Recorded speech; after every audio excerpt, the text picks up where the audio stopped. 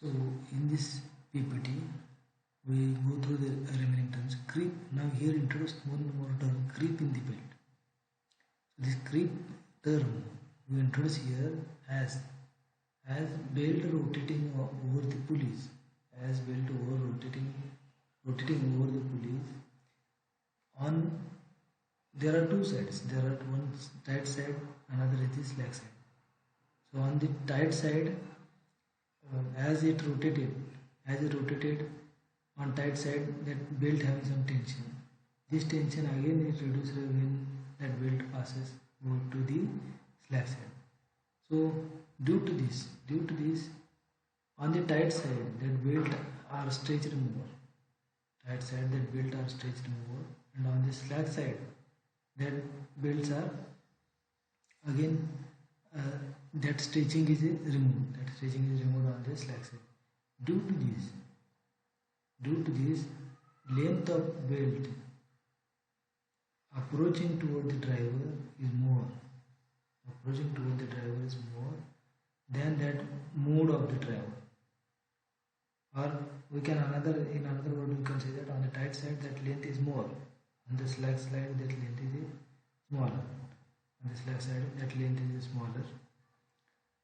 Due to this uneven extension and contraction of the belt, so there is some relative motion observed in between belt and the pulley. Relative motion you will observe in between belt and pulley. That relative motion is called as a creep, and that we can observe due to the tight side and slack side tensions. Tight side and slack side tensions.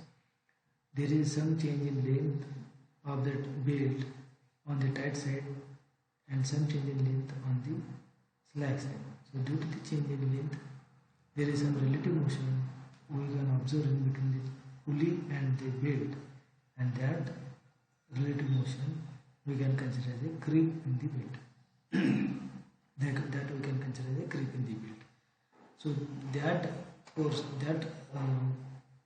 term is called as a creep in the belt. That we introduced in this velocity ratio like this. So this creep in belt we introduced here like this. So this previous formula velocity ratio is the n2 by n1 is equal to d1 by d2. That we already go through it. Velocity ratio is equal to n2 by n1 is equal to d1 by d2. This term we introduced here. This E plus square root of sigma 2 divided by E plus square root of sigma 1. So this n2, this speed is proportional to this term. But this ratio again inversely proportional to that term. That we already go through. This E and sigma 2 are nothing but E is nothing but Young's modulus. E is nothing but Young's modulus of that particular belt material. Sigma 2 also, these are the stresses. This sigma 2 and sigma 1, these are the stresses. So sigma 1, sigma 2 stresses in the belt on tight side and slack side. Stresses on the belt on tight side and slack side respectively. So this formula, velocity ratio formula, now slightly modified as a E plus square root of sigma 2 and E plus square root of sigma 1. So this is the velocity ratio formula slightly modified due to this creep term. In this creep term we introduce this Young's modulus and this stresses value. These are the stresses value on tight side and slack side. This derivation, this is also a very small derivation. If you in the time taken video we go through this small derivation. But these formulas are very simple one. And for in this creep term we introduce this Young's modulus and this stress value at the tight side and slack side. So this is creep term. Now this initial tension. Now one more term is the initial tension in the belt. So to provide grip in between pulley and in between belt, some initial tension is provided. Or that belt is tightened up. To provide that grip. And due to this tightening of that belt, even in stationary condition, that belt has some tension. And that tension is called the initial tension. And these are provided to provide additional grip in between the pulley and belt. So that initial tension is called as here denoted as a T naught. That initial tension here denoted as a T naught. If we introduce this initial tension in the belt, then there are some formulas that we can change some formulas. We can obtain this some formulas slightly changing in consideration of this initial tension in the belt. So this initial tension, now if you look at this is stationary belt drive, this is moving belt drive. So initially there is tension T naught on this tight side and slack side. But as soon as this belt drive is moving, that tension now becomes on the tight side is a T1 and tension on the slack side becomes as a T2. Now suppose for the slack side there is a previous tension is a T naught. Previously it is this belt portion is having some tension, but as soon as when it is moving, this tension is removed. And it becomes as a T2. So that how much it decreased. So initially there is some value, but that value is decreased, and then again it modified as a T2. So suppose there is an initial tension having 2 Newton. While it is moving, it becomes as a 1 Newton on the slack side. So how much reduction we obtain on the slack side? It is a T naught minus T2. And it is a T naught minus T2. 2 minus 1. So 1 Newton is reduced when it is moving on slack side. So T naught minus T2. But as soon as for the slack side, and when we now suppose we consider this tight side, previously it is a T naught, but as soon as it is moving, it will increase. This tension is increased, and it reaches to the T1. Now how much is the increase in the tension? So previously it is a T naught. Now it becomes T1, which is higher than this T naught. Suppose T naught is a 2 Newton, and T1 is now changed as a, due to this movement of this belt drive, this T1 now becomes as a 4 Newton.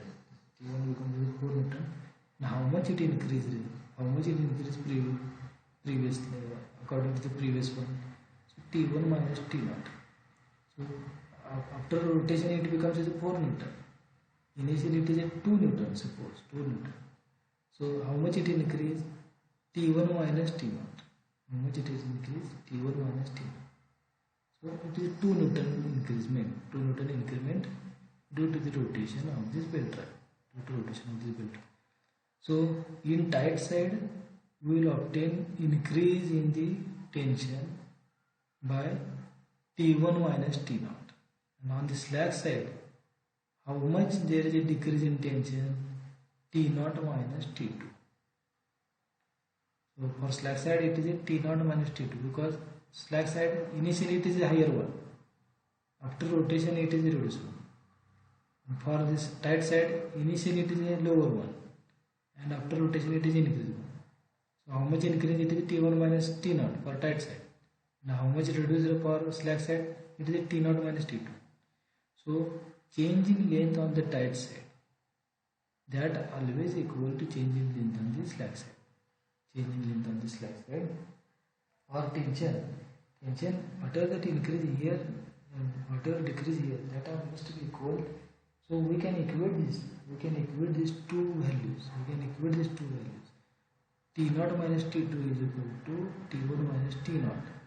When we equate these two values, equate these two values, we will get this equation. So as increase in tension on the tight side, which must be decrease in tension on the slack side. It must be decrease in tension on the slack side. So that particular, so increase in particular length on the tight side, also that we can equate to the decrease in length on the slack side.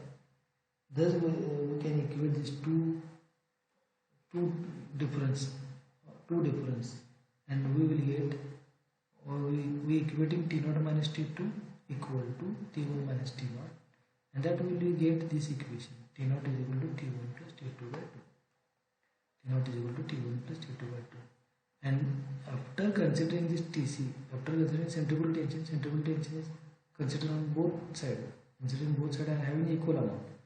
So TC on this side and TC on this side, it becomes the 2TC. So this will be equation for the initial tension. This will be equation for the initial tension. T0 is equal to T1 plus T2 plus 2TC by 2. Now so after simplifying this and by putting this T1 by T2 is equal to e raised to mu theta. E raised to mu theta is equal to constant C. So T0 now becomes as T1 plus T2 plus 2TC by 2. Now move this 2 on this side, so it becomes 2T0. Move this 2TC on this side, so 2T0 minus 2TC. Take 2 common, and it becomes 2 into T0 minus TC. And this T1 plus T2 as it is. So take T1 common from this left hand side. T1 into 1 plus T2 by T1. T2 by T1 is nothing but 1 upon e raised to mu theta. E raised to mu theta, 1 upon e raised to mu theta is a constant. So it becomes 1 plus 1 by constant is equal to 2T0 minus TC as it is. So after simplification, this C plus 1 divided by C into T1 is equal to 2 into T0 minus TC. So this T1 now becomes as a move this side. This T1, this term move on this side, 2C upon C plus 1 into T0 minus TC. 2C upon C plus 1 into TC is equal to T1. T2 is equal to put this T1 value here, put this T0 T1 value here, and this we can find out T2 is equal to 2 upon C plus 1 T0 minus TC. And T1 minus T2 now becomes 2 into C minus 1 C plus 1 T0 minus TC. Like that. So as soon as you introduce this initial tension, some values are changes due to the addition, due to the consideration of this initial build tension, and that now becomes like this. So when you put this T1 minus T2 here in power transmission, that equation now, built power transmission again, that is same T1 minus T2 into V, force into velocity. Force is T1 minus T2 into velocity divided by 1000 in terms of kilowatt. So this T1 minus T2, whatever change T1 minus T2 you put here, this V as it is. After simplification you will get, now put TC is equal to mu square.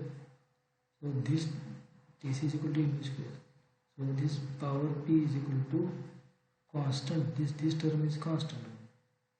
This 2C minus 1 divided by 1000 into C plus 1, this term is a constant one. This is a constant into T0 minus mu square V in terms of kilowatt. So due to the consideration of initial build tension T0, this power transmission, maximum power transmission is slightly changes. Maximum power transmission is slightly changes like this. So this is for the initial build tension. And this is for initial build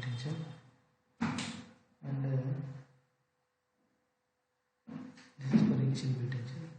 Now we will move further for the we obtain maximum power, modify this maximum power like this. Again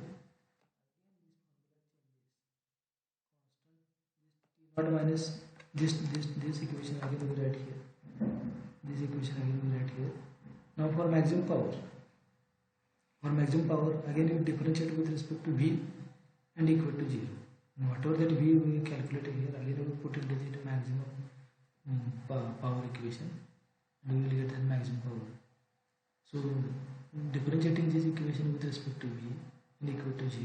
So this become T naught into V, that differentiation become T naught minus 3 minus m V cube. V cube differentiation is now becomes 3 m V square. V cube differentiation becomes 3 m V square. So T naught minus 3 m V square. T naught minus 3 m V square. So this T naught is equal to 0. This T naught is equal to 3 m V square now becomes the TC. M V square becomes a TC. Or T naught is equal to 3 m V square. So V is equal to T naught by 3m. V is equal to T naught by 3m. T naught by 3m is equal to V is equal to square root of T naught by 3m. This is for the maximum power. This is the velocity. When you consider initial tension, for maximum power, that initial tension, that velocity in terms of initial tension must be like this. Velocity in terms of initial tension must be like this. So for maximum power with maximum belt speed, when belt is started from rest, V is equal to 0, and as V velocity 0, centrifugal tension is 0.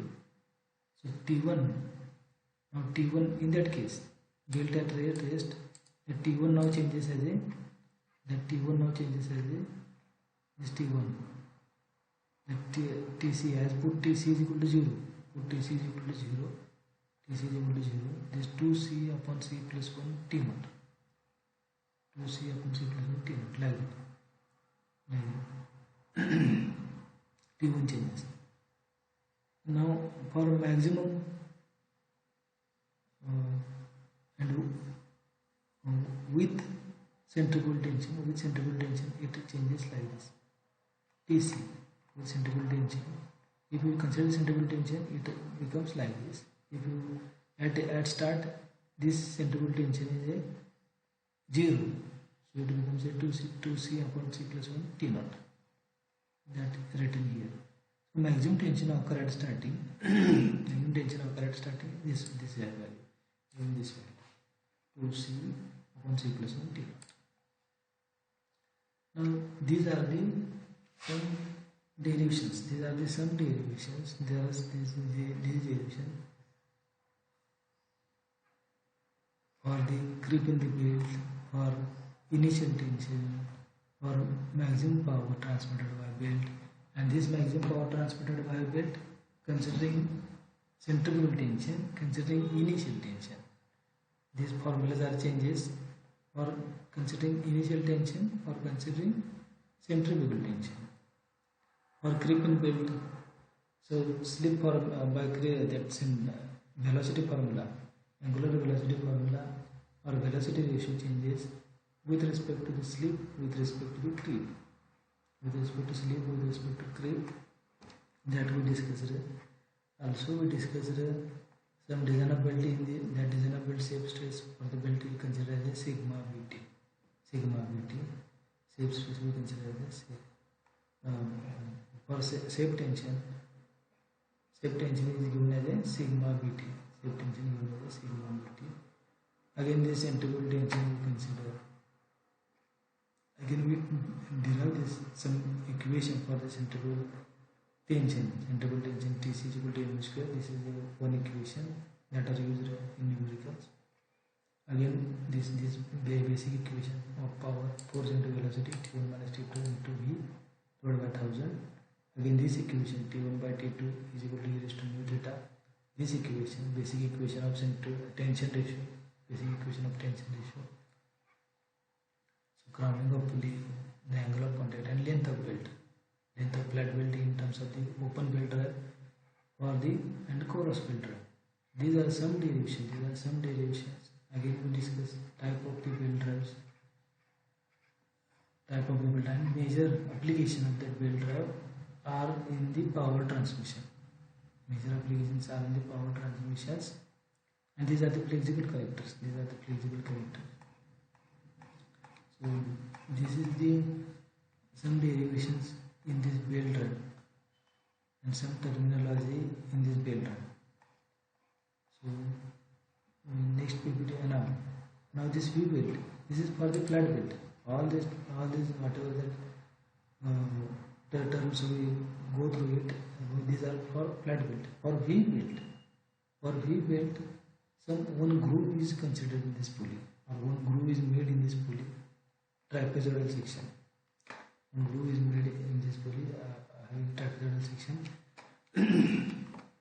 So in this, due to this section or due to this groove in the pulley, previous for flat belt drive, this pulley having flat surface. This pulley having flat surface that are denoted here, that are we observe here.